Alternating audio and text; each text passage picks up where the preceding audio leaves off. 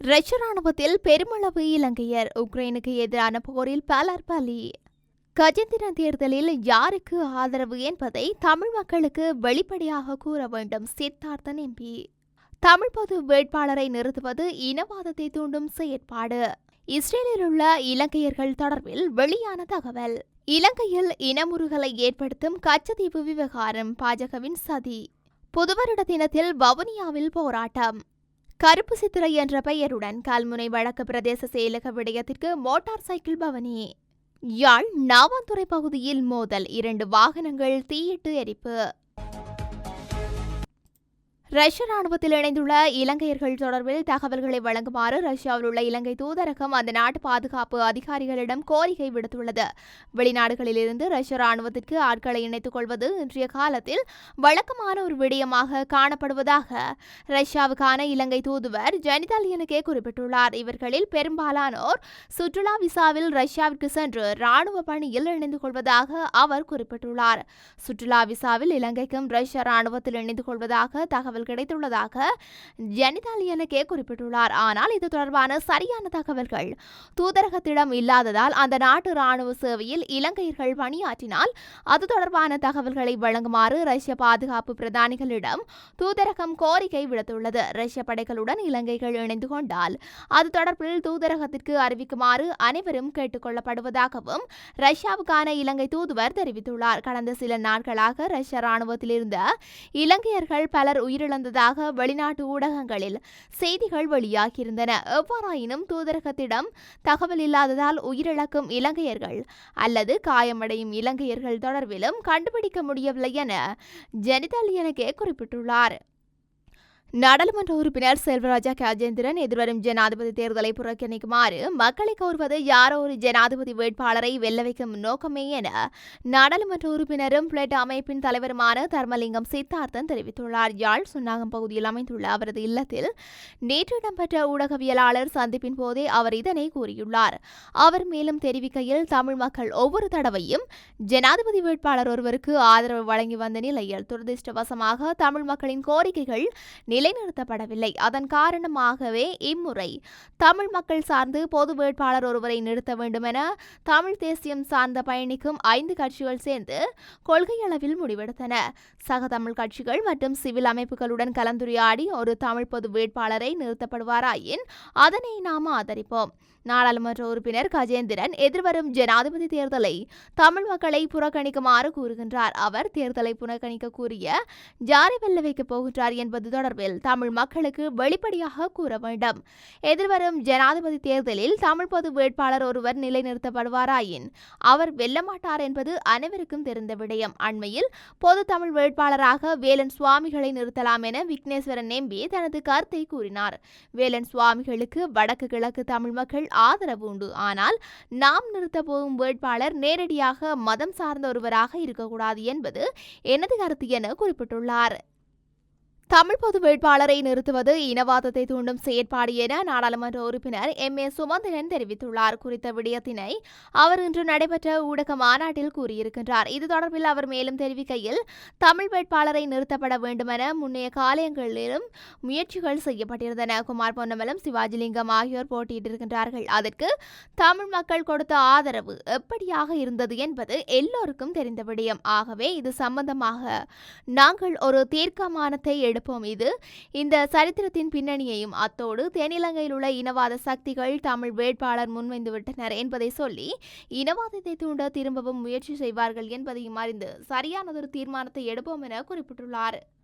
இஸ்ரேலில் உள்ள இலங்கையர்கள் பாதுகாப்பாக உள்ளதாக இஸ்ரேலுக்கான இலங்கை தூதரகம் அறிவித்துள்ளது. ஈரான் மற்றும் இஸ்ரேலுக்கு இடையிலான போர் நிலை காரணமாக இஸ்ரேலில் உள்ள இலங்கையர்கள் தொடர்பில் ஈரானுக்கான இலங்கை தூதரகம் விடுத்துள்ள அறிவிப்பில் இந்த விடயம் குறிப்பிடப்பட்டுள்ளது. இதன்படி இஸ்ரேலில் உள்ள இலங்கையர்கள் பாதுகாப்பாக உள்ளதாக இஸ்ரேலுக்கான இலங்கை தூதுவர் நிமல் பண்டார தெரிவித்துள்ளார். இதேவேளை துபாயிலிருந்து இலங்கையர்கள் குழுவுடன் டெல்லவி நோக்கி பயணித்த விமானம் தொடர்பில் அவர் இதற்கு முன்னர் தெளிவுபடுத்தியிருந்தார். குறித்த விமானத்தை மீண்டும் துபாய் நோக்கி திருப்புவதற்கு நடவடிக்கைகளை மேற்கொண்டதாக அவர் குறிப்பிட்டுள்ளார். அந்த விமானத்தில் இஸ்ரேல் நோக்கி பயணித்த இலங்கையர்கள் தொடர்பான தகவல்களை திரட்டி வருவதாகவும் அவர் சுட்டிக்காட்டினார். கச்சத்தீவு விவகாரத்தை முன்னிறுத்தி பாஜக தேர்தல் பிரச்சாரங்களை மேற்கொள்வதன் மூலம் இலங்கையில் உள்ள தமிழ் மக்கள் பாதிக்கப்படுவார்கள் என காங்கிரசின் சிரேஷ்ட தலைவர் பி. சிதம்பரம் தெரிவித்துள்ளார். இந்த நடவடிக்கையின் மூலம் இலங்கையில் உள்ள சிங்கள மற்றும் தமிழ் மக்களுக்கு இடையிலான மோதல் நிலை ஏற்படலாம் என அவர் எச்சரித்துள்ளார்.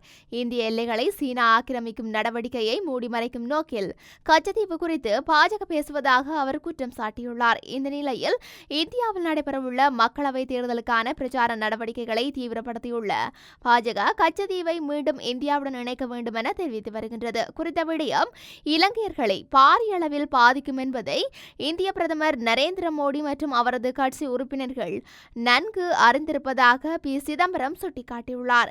இலங்கையர்கள் எதிர்நோக்க நேரிடும் பிரச்சனையை அறிந்திருந்தும் தேர்தல் மற்றும் அரசியல் சுயநலத்துக்காக கச்சத்தீவு விவகாரம் தொடர்பில் பாஜக பேசுவது கண்டிக்கத்தக்கது என அவர் குறிப்பிட்டுள்ளார். அத்துடன் கடந்த 2014ஆம் ஆண்டு முதல் பதவி வகிக்கும் நரேந்திர மோடி கச்சத்தீவு தொடர்பில் கடந்த 10 ஆண்டுகளாக பேசாது தற்போது திடீரென குறித்த விடயத்தில் ஆர்வம் காட்ட ஆரம்பித்துள்ளதாக சிதம்பரம் கூறியுள்ளார்.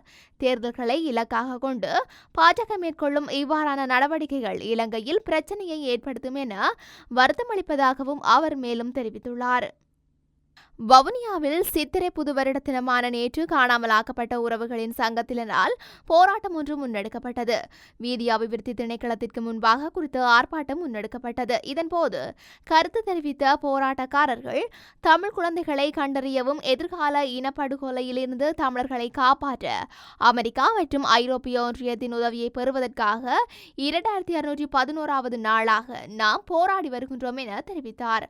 அத்துடன் அமெரிக்காவில் உள்ள புலம்பெயர் தமிழர்களின் குழு ஒன்று அமெரிக்க சட்டமன்ற உறுப்பினர்களின் கூட்டமைப்பை உருவாக்கியுள்ளதுடன் இது எமக்கு மகிழ்ச்சியான விடயம். இவர்கள் சேர்ந்து தமிழர்கள் மீதான அமெரிக்க கொள்கையில் ஒரு மாற்றத்தை வலியுறுத்தி செயலாளர் பிளிங்கனுக்கு ஒரு கடிதம் எழுதியுள்ளனர். இலங்கையில் நடத்தும் இனப்படுகொலை என்பதை அவர்கள் அந்த கடிதத்தில் குறிப்பிட்டிருந்தனர். அத்துடன் தமிழர்கள் அரசியல் எதிர்காலத்தை தாமே தீர்மானிக்கும் உரிமை உள்ளது. அவர்கள் சுயநிர்ணய உரிமைக்கு தகுதியானவர்கள். இதன் மூலம் தமிழர்களின் எதிர்காலத்தை தீர்மானிக்கும் வகையில் பொது வாக்கெடுப்பு நடத்தப்பட வேண்டும் என்றும் அந்த கடிதத்தில் குறிப்பிட்டிருந்தனர். அமெரிக்காவில் உள்ள தமது தமிழர்களின் ஆதரவிற்கு நாங்கள் நன்றியுள்ளவர்களாக இருக்கின்றோம் மற்றும் 10 அமெரிக்க காங்கிரஸ் உறுப்பினர்களுக்கும் எங்கள் நன்றியை தெரிவித்துக் கொள்கின்றோம். எனவே தமிழ் அரசியல்வாதிகள் மாறிவரும் உலக ஒழுங்கிற்கு ஏற்றவாறு தம்மை மாற்றியமைக்க வேண்டும். அவர்கள் அரசியலில் இருந்து பின்வாங்கி புதிதாக நிறுவப்பட்ட இறையாண்மை நாடுகளான மெண்டினீக்ரோ, தெற்கு சூடான், கொசோவை, கிழக்கு திமோர் போன்ற நாடுகளின் முன்மாதிரியை பின்பற்றி தமிழ் இறையாண்மையை மீட்டெடுக்க புதிய தலைமுறையை அனுமதிக்க வேண்டும். இவ்வாறு தெரிவித்தனர். கல்முனை வடக்கு பிரதேச செயலக நிர்வாக ரீதியான பிரச்சினைகளை வென்றெடுப்பதற்காக 21வது நாளாகவும் போராட்டம் கருப்பு சித்திரை என்ற பெயருடன் நேற்றைய தினம் முன்னெடுக்கப்பட்டது.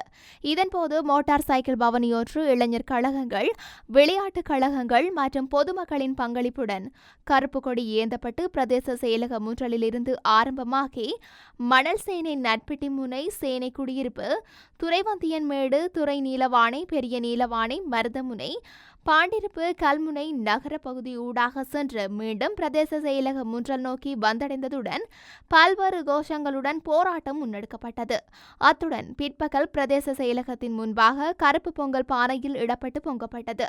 இந்த நிலையில் அங்கு வருகை தந்த கல்முனை தலைமையக போலீசார் நீதிமன்ற கட்டளைப்படி பொதுமக்களின் போக்குவரத்து மற்றும் பொதுச்சத்துக்களை சேதமாக்குதல் போன்ற செயற்பாடுகளுக்காக போராட்டக்காரர்கள் என 3 பெயரை குறிப்பிட்டு அப்பகுதியில் கடிதம் ஒன்றினை வழங்கினர். இதனால் அங்கு சிறு பதற்றம் ஏற்பட்டது. பின்னர் பிரதேச செயலகம் மீது திணிக்கப்படும் நிர்வாக அடக்குமுறைக்கும் அத்துமீறல்களையும் உடனடியாக நிறுத்த வேண்டும் என கருப்பு சித்திரையாக பிரகடனப்படுத்தப்படுவதாகவும், எனவே பிரதேச செயலகத்தின் நிர்வாக உரிமையை வென்றெடுக்க அனைவரும் ஒத்துழைப்புகளை வழங்குமாறும் கோரியிருந்தனர். யாழ் நாவாந்துறை பகுதியில் 2 குழுக்களுக்கு இடையில் ஏற்பட்ட தகராறு காரணமாக 2 வாகனங்கள் தீயிட்டு எரிக்கப்பட்டுள்ளதாக போலீசார் தெரிவிக்கின்றனர். அதன்படி இன்றைய தினம் அதிகாலை 12:30 மணிக்கும் 3 மணிக்கும் இடைப்பட்ட நேரத்தில் இந்த சம்பவம் இடம்பெற்றுள்ளது. புத்தாண்டு தினத்தில் இடம்பெற்ற முருகல் காரணமாகவே இந்த சம்பவம் இடம்பெற்றுள்ளதாக தெரிய வருகின்றது. இதில் பட்டாரக வாகனம் ஒன்றும் முச்சக்கர வண்டி ஒன்றும் தீயிட்டு எரிக்கப்பட்டுள்ளதுடன் இதுகுறித்து யாழ்ப்பாணம் போலீஸ் நிலையத்தில் முறைப்பாடு பதிவு செய்யப்பட்டுள்ளது. மேலும் போலீசார் சம்பவம் தொடர்பில் மேலதிக விசாரணைகளை மேற்கொண்டு வருகின்றமையும் குறிப்பிடத்தக்கது.